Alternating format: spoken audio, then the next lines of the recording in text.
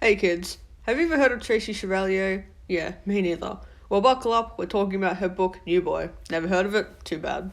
Today we're going to do the extraordinarily fun task of evaluating the way her adaptation of Othello, New Boy, reshapes our understanding of the human condition, because clearly answers to this question are greatly sought after. As for the thesis I had to do, I'd argue that changing the context of a narrative causes readers to rethink their perception of children. One argument evident throughout Chevalier's book is that children are capable of experiencing the complexities of the human condition. This is reflected pretty clearly in Dee's antistrophic, "You have a really beautiful head," followed by Osei's, "and you, a beautiful face." Osei being a total simp aside, their exchange illustrates the emotional maturity of Osei and Dee despite their young age, demonstrating how they feel the same about one another. From this, us very engaged readers learn that children are capable of feeling love for one another. Aww.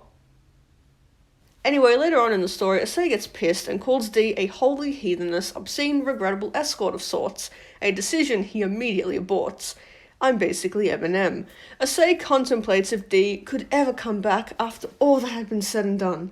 I mean, Chevalier did this, 1, because every great romance has instances of regretful domestic abuse, and 2, to highlight his regret for disbelieving in Dee's fidelity in order to emphasize his capability of feeling regret for his actions. From this, we learn that children are very capable of saying hurtful things and regretting them, just as adults are. Therefore, the ability of youth to contemplate and think deeply alters the perception of children as entirely innocent and unknowing beings. Oh, thank God that's over. Who said you were done? The human condition of children is often influenced by pressure from school superiors. This is true of the statement, "If she weren't careful, she too might be suspended." It reminds readers of not only Dee's total suck-uppiness, but also the unconditional power of the school setting of the story in order to prompt a better understanding of the misbehavior of youth. From this, we understand that the wants of children are often restricted by the authority of teachers.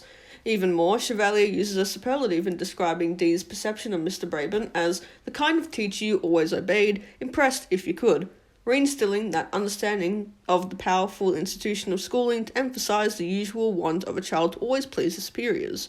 From this, we learn that children often feel a certain pressure to please that infringes upon their impulses, leading them to act out in disproportionately poor ways.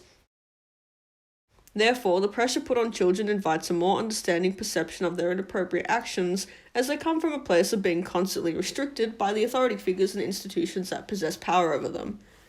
Anyway, that's all for today. This is a poor knockoff of Salmonella. My name's Bella. Thank you for watching.